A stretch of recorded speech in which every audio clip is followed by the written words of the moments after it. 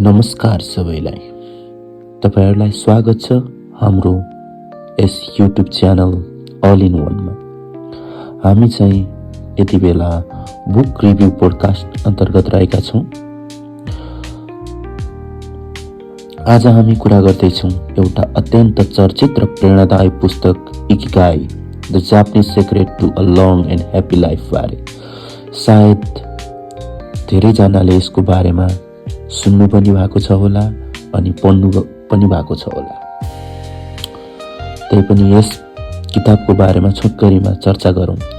यो पुस्तक hectare Garcia र फ्रान्सिस मिरेल्सद्वारा लेखिएको हो, जसले जापानको एउटा सानो गाउँ ओकिनावाका बासिन्दाहरूको जीवनशैलीबाट प्रेरणा लिएको छ, जहाँ संसारको यी सबैभन्दा लामो समयसम्म खुशी र स्वस्थ जीवन बिताउने मानिसहरू बस्छन्।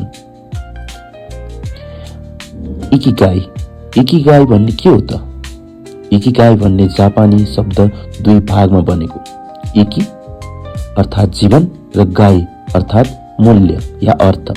सरल भाषामा भन्नुपर्दा इकिगाई भनेको तपाईले बिहान उठ्दा तपाईको जीवनमा अर्थ दिने कारण के हो। यो त्यस्तो कुरा हो जुन तपाईले मन पराउनुहुन्छ, जुन तपाई राम्रोसँग गर्न सक्नुहुन्छ, जुन अरूलाई आवश्यक छ र जसबाट तपाईले कमाउन सक्नुहुन्छ।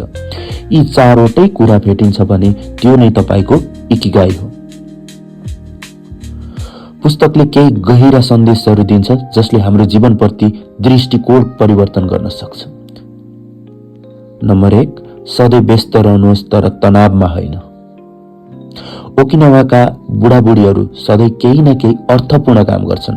बगैँचा हेरचाह, हस्तकला वा छिमेकीसँग समय बिताउने। उनीहरू कहिल्यै पूर्ण रूपमा रिटायर हुँदैनन्। दोस्रो, सामाजिक सम्बन्ध र समुदायको शक्ति।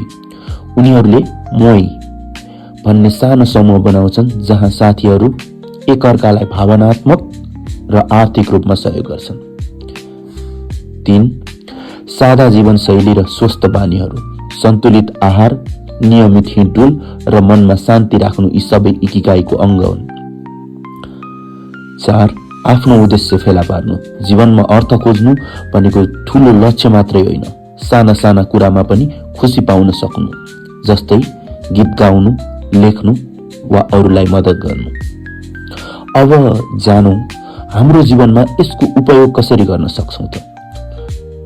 पहिलो कुरा, आफूलाई सोध्नुहोस्, म कुन कुरामा रमाउँछु। दोस्रो, म कुन कुरामा राम्रो छु। तेस्रो, कुन कुराले अरूलाई सहयोग पुर्याउँछ। चौथो, र यसबाट म जीविका पनि चलाउन सक्छु।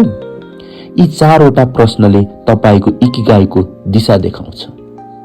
अत इकिगाई केवल एउटा सिद्धान्त होइन, यो जीवनको दृष्टिकोण हो। यो सिकाउँछ कि खुशी बाहिर होइन, तपाईको भित्रै लुकेको हुन्छ। यदि तपाईले आफ्नो इकिगाई फेला पार्न सक्नुभयो भने तपाईको जीवन स्वतः अर्थपूर्ण, सन्तुलित र आनन्दमय बन्नेछ।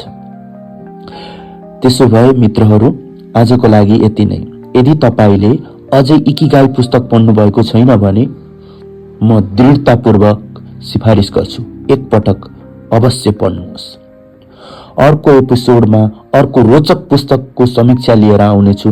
त्यतिन्जेलका लागि खुसी रहनुहोस्, उद्देश्यपूर्ण जीवन जिउनुहोस् र आफ्नो इकिगाई खोज्न नबिर्सिनुहोस्।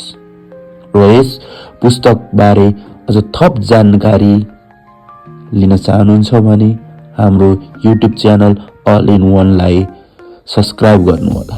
धन्यवाद।